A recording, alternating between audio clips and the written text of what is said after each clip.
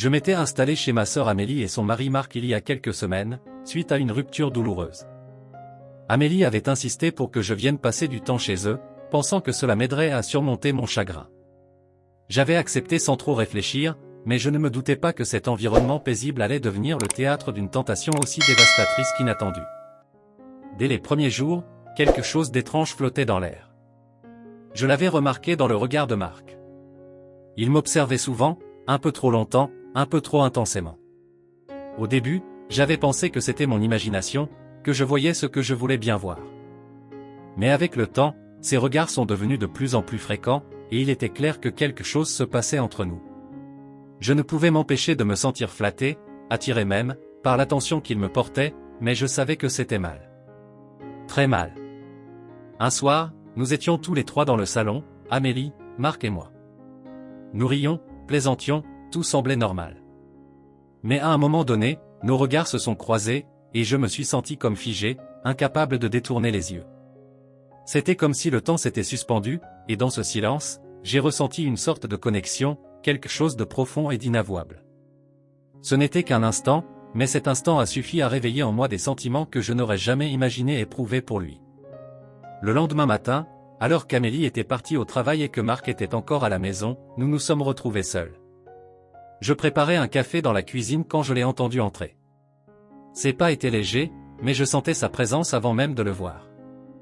Il s'est approché de moi, si près que je pouvais presque sentir son souffle sur ma nuque.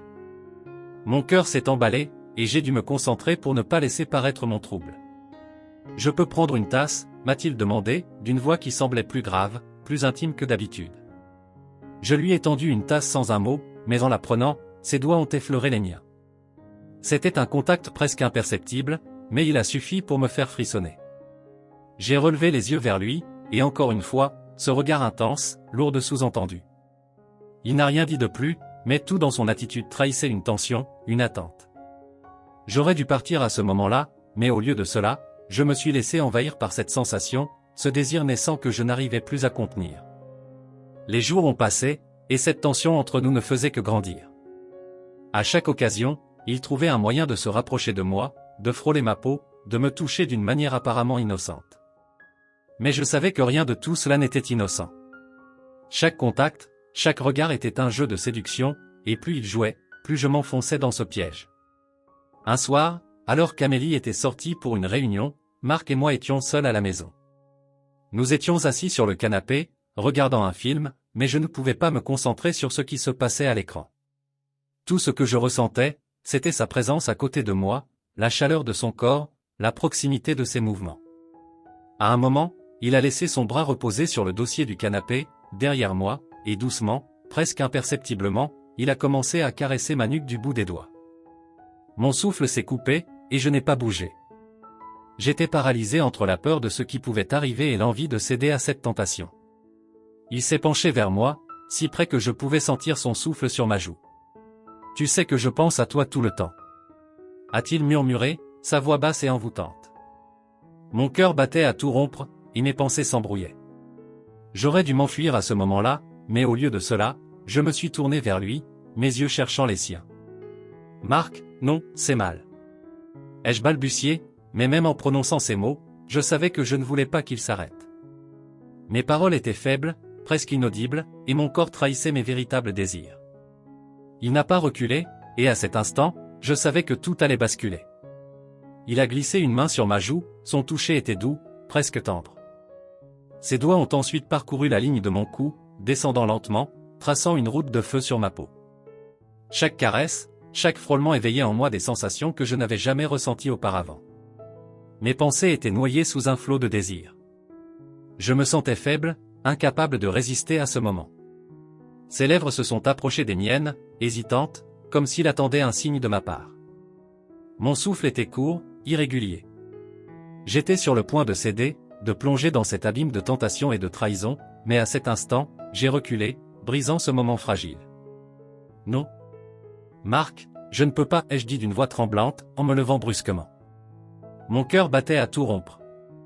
J'ai quitté la pièce, tremblante de tout mon être, consciente que nous venions de franchir une limite dangereuse. Les jours suivants ont été un tourbillon d'émotions. Chaque fois que nous étions seuls, la tension était palpable. Chaque geste, chaque regard était une invitation silencieuse à poursuivre ce que nous avions commencé. Mais je savais que si je cédais, il n'y aurait plus de retour possible. Pourtant, malgré mes tentatives pour résister, je sentais que je perdais pied. Il devenait de plus en plus difficile d'ignorer l'attirance que je ressentais pour lui. Un soir, alors qu'Amélie était sortie pour une réunion tardive, Marc et moi étions encore seuls. Cette fois, l'atmosphère était différente. Plus lourde, plus intense. Je savais ce qui allait se passer, et malgré mes résolutions, je ne voulais plus fuir. Je m'étais battu contre moi-même pendant trop longtemps. Il s'est approché de moi, doucement, sans précipitation. Je l'ai laissé faire. Son regard était brûlant, chargé de désir. Il a posé une main sur ma hanche, me tirant doucement vers lui. Mon corps tout entier frissonnait sous son toucher. Cette fois, je n'ai pas reculé. Ses lèvres se sont posées sur les miennes, et tout ce que j'avais tenté de réprimer a explosé en un instant. C'était un baiser empreint de désir, de passion, mais aussi de culpabilité. Mon esprit me hurlait que c'était mal, mais mon corps ne voulait plus entendre raison. Je me suis abandonné à lui, et dans ses bras, j'ai trouvé une sensation de réconfort, de plaisir coupable. Ce moment que nous avions partagé a changé notre relation à jamais. Mais après cela, la réalité nous a rattrapés. Les jours suivants, la culpabilité m'a envahi. Nous avions trahi Amélie, et même si nous essayions de nous convaincre que ce n'était qu'une erreur, la vérité était impossible à ignorer. L'histoire d'Angèle et Marc est une illustration poignante des conséquences des désirs humains face aux tabous sociaux et familiaux. Ce récit met en lumière la complexité des relations interpersonnelles, surtout lorsque des sentiments inappropriés s'entremêlent dans un cadre familial. Angèle, en tant que narratrice, nous offre un aperçu de son monde intérieur, déchiré entre son attirance pour Marc et son sens du devoir envers sa sœur, Amélie. Le conseil à tirer de cette histoire réside dans l'importance de la communication et de la transparence dans les relations.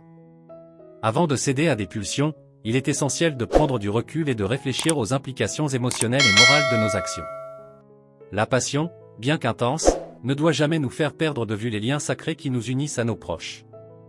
L'amour et l'affection doivent être nourris dans le respect mutuel, et il est crucial de ne pas blesser ceux qui nous entourent par des actions irréfléchies. La morale qui se dégage de cette histoire est que la recherche de satisfaction personnelle ne doit pas se faire au détriment de la loyauté et du respect familial. Les choix que nous faisons ont des conséquences durables, et chaque décision doit être pesée avec soin. Les relations basées sur des fondations fragiles, telles que le secret et la honte, sont vouées à créer de la douleur, non seulement pour ceux qui sont directement impliqués, mais également pour ceux qui en subissent les répercussions. Il est donc impératif de cultiver des relations saines, ancrées dans l'honnêteté et la communication. En fin de compte, le véritable épanouissement émotionnel ne vient pas de la recherche de l'interdit, mais de l'amour pur et sincère qui respecte et honore chaque individu impliqué.